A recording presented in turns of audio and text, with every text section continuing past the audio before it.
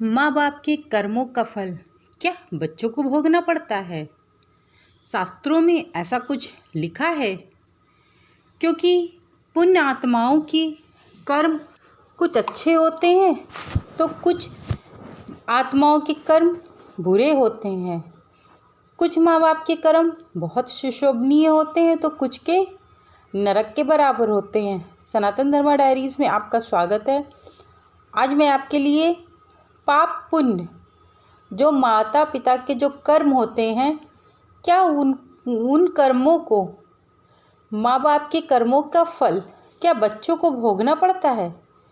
क्या ऐसा होता है कि माँ बाप के कर्मों के फल बच्चों को भोगना पड़े? तो चलिए आपको बताना शुरू करते हैं। इसके पहले यदि आप मेरे चैनल पे नए जुड़े हैं तो चैनल को सब्सक्राइब करना मत भूलिएगा। नीचे बेल आइकन है उसको ज़रूर क्लिक करिएगा। और आपको बता दें, यदि आप क्रेडिट कार्ड के लिए अप्लाई करना चाहते हैं तो आप इजीली जाकर क्रेडिट कार्ड के लिए अप्लाई कर सकते हैं।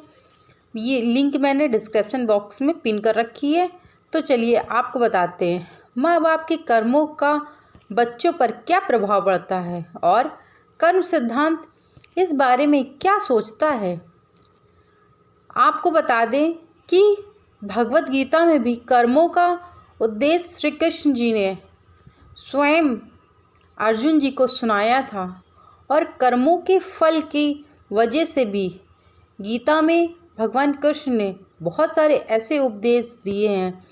तो इसी में भगवान कृष्ण कहते हैं कि क्या है कर्मों का फल? क्या माँ बाप के कर्मों का फल बच्चों को भोगना पड़ता है? ऐसा क्यों होता है कि गीता में भगवान कृष्ण कहते हैं कि ऐसा क्यों होता है कि एक बच्चे ने किसी अमीर के घर में जन्म लिया तो किसी पुण्यशाली व्यक्ति के घर में जन्म लिया, वो बिना पुरुषार्थ के करोड़पति हो गया। ये करोड़पति तत्व उसे दया भाव से मिला, यानी कि उसके माँ बाप के कर्म अच्छे रहे होंगे या मेहनत किया होगा, कर्म किए होंगे तो वह करोड़पति है। एक करोड़पति के घर में एक बच्चे ने जन्म लिया तो वो भी करोड़पति बन गया। उसे बिना कुछ कमाए, बिना कुछ मेहनत करे, उसे ऑलरेडी पैसा, शोहरत, सब चीज़, नाम, सब कुछ मिला। लेकिन वहीं पर एक बच्चा अपने पुण्य की क्षणता से एक भिखारी के घर में जन्म लेता है तो दया भाव से अपने माँ बाप का भिखारीपन उसके हिस्से में मिल जाता है। यानी कि जो करोड़पति है उसके माँ बाप ने जैसे कर्म किए होंगे तो उसे धन की प्राप्ति हुई। यही एक भिखारी है तो उसे भिखारीपन का हिस्सा मिला। माँ बाप का पुण्य प्रबल होता है तो बच्चों के लिए उनकी छत्र छाया जीवन के अंत तक बनी रहती है। यदि माँ बाप के जो कर्म हैं, पुण्य कर्म प्रबल होते हैं और आजीवन उनके कर्मों का साया बच्चों तक बना रहता है। वहीं भगवान श्री कृष्ण कहते हैं कि चक्रवर्ती पुण्यशाली जीव होता है और उसकी संतान या उसके वंश का कोई आँच नहीं आती है। भगवान कृष्ण कहते हैं क्योंकि ये चक्रवर्ती का पुण्य है। चक्रवर्ती का पुण्य इतना प्रबल होता है कि उसके रहते हुए उसका सारा वंश संभाला जा सकता है। माँ बाप से पुत्र को संतान के वंश को मिले हुए संरक्षण का उदाहरण, यानी कि माँ बाप से मिले हुए बच्चों को जो संस्कार होते हैं वह संस्कार वो पहले से ही माँ बाप के अंदर विद्यमान होते हैं, तभी वो अपने बच्चों को देते हैं। लेकिन कभी कभी हम देखते हैं कि साधारण परिवार में एक ऐसे प्रतिभा संपन्न बच्चे का उत्पन्न हो जाना, यानी कि एक साधारण से परिवार में ऐसे बच्चे का उत्पन्न होना जो मानने योग्य ही नहीं है कि ऐसा कोई बच्चा इनके घर में जन्म ले सकता है, जो अपनी कार्य कुशलता के बल पर असाधारण ऊंचाइयों प्राप्त कर लेता है। यानी कि जो असाधारण ऊंचाई भी है, मतलब जो चीज़ नहीं भी उसकी ताकत में नहीं है उसके बावजूद वह प्राप्त कर लेता है। यही में एक अब्दुल कलाम जी का नाम आप सभी लोग जानते होंगे, APJ अब्दुल कलाम का नाम। मछुआरे के घर में जन्म लेने वाले व्यक्ति ने भारत के सर्वोच्च पद को प्राप्त कर लिया। राष्ट्रपति पद को प्राप्त किया उस बच्चे से उनके माँ बाप का नाम रोशन हुआ। पुत्र से भी माँ बाप का नाम रोशन होता है। यानी कि यहाँ पर ये पता चलता है कि जैसे माँ बाप के कर्म बच्चों पे सुशोभित होते हैं, उसी प्रकार से जो बच्चे होते हैं उनके कर्मों की वजह से भी माँ बाप का नाम ऊंचा भी होता है और नीचा भी होता है। यानी कि यदि कोई बच्चा अपने माँ बाप का नाम बदनाम कर रहा है, बदनाम करने का मतलब ये है कि वो दारू की नशे में धुंध है, कहीं गिरा पड़ा हुआ है, सिगरेट पी रहा है, लड़कियों को छेड़छाड़ कर रहा है, तो इसकी वजह से भी माँ बाप का जो नाम है बदनाम होता है।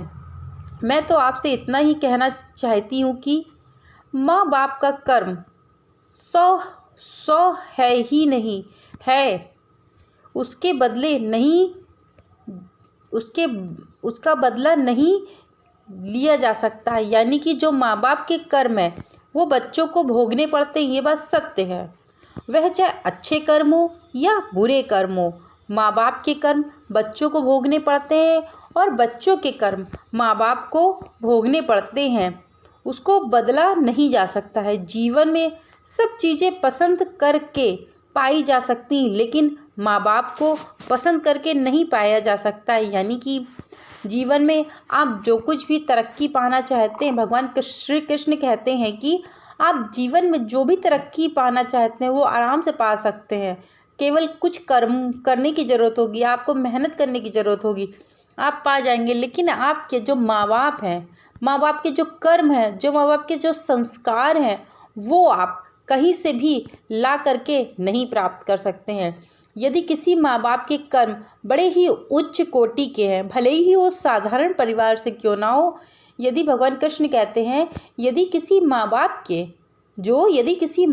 के जो पुण्य हैं, यदि वह बहुत उच्च कोटि के और बहुत संस्कारी हैं, तो बच्चा भी वैसे ही संस्कारी और उच्च कोटि का होता है। आपको बता दें कि भगवान श्री कृष्ण ने गीता में कहा है कि माँ बाप का पुण्य कर्म हो या बुरे कर्म बच्चों को भोगना पड़ता है, परंतु जो माँ बाप होते हैं कभी भी अपने बच्चों का अहित कभी नहीं चाहते हैं। लेकिन माँ बाप को पसंद करके नहीं लाया जा सकता है, तो जैसे मिले हैं वैसे ही पसंद करना होता है। जो माँ बाप तुम्हें मिले हैं सो मिले हैं, उन पर माँ बाप की छत्र छाया में जो तुम्हें मिल सकता है उसे बढ़ाओ। अगर नहीं मिला है तो अपने पुरुषार्थों के बल पर कुछ ऐसा करो कि तुम्हारे माँ बाप से लोग ये पूछने के लिए ललायित हो उठे कि किस पुण्य के योग से ऐसे संतान की प्राप्ति हुई है।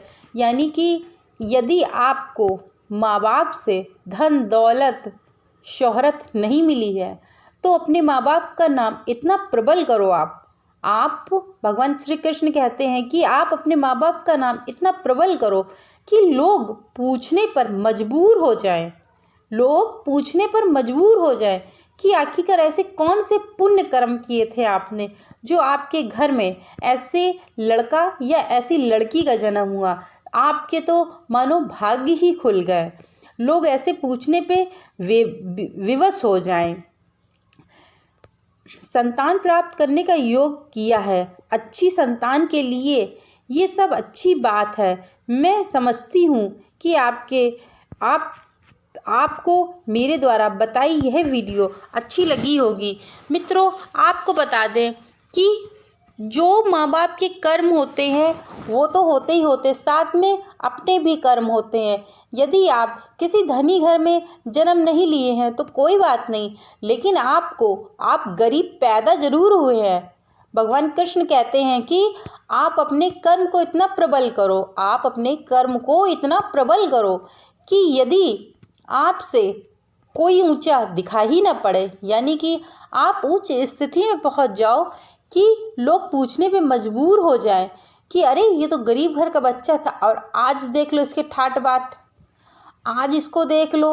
मतलब देखने पे सोचने पे मजबूर हो जाए कि ऐसा आखिरकार इसने ऐसा कौन सा मंत्र ले लिया जो कि आज इतनी सक्सेस प्राप्त कर रहा है। मेरे भी बच्चे हैं, नहीं सक्सेस प्राप्त किया है उन्होंने, आखिरकार आपने देखा होगा बहुत सारे लोग ऐसे होते हैं कि पैसा धन दौलत बहुत होता है, लेकिन उनके बच्चे नालायक महा बिगड़े हुए होते हैं, क्योंकि उनके माँ बाप के अंदर वैसे संस्कार नहीं होता है ना, जो संस्कार एक निम्न परिवार की महिला और पुरुष अपने बच्चों को दे सकते हैं। भगवान श्री कृष्ण